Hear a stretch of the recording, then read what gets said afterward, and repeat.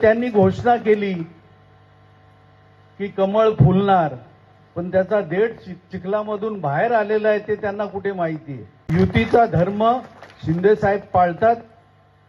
कालच्या वक्तव्यामुळे युतीचा धर्म पाळलेला नाही, निषेधच ही निषेधार्थ बाब आहे।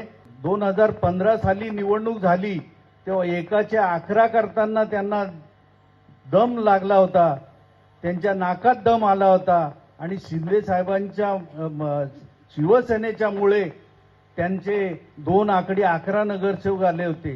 परंतु तेवढेही यावेळेला यावेत अशी अपेक्षा व्यक्त करतो आणि नंतर ज्या वेळेला सत्ता शिवसेनेची येईल त्यावेळेला लाल घोटेपणा करून मागे मागे फिरू नका आणि सत्तेमध्ये सहभागी होण्याची आशा व्यक्त करू नका।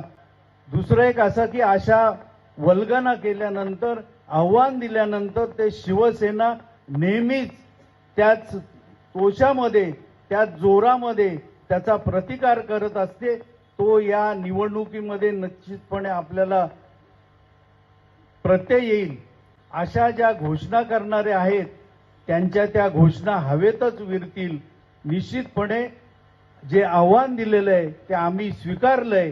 युतीच्या मतदारांवरती विश्वास आहे, अंबरनाथकरांवरती विश्वास आहे की पुन्हा एकदा शिवसेनेची सत्ता या अंबरनाथमध्ये आल्याशिवाय राहणार नाही।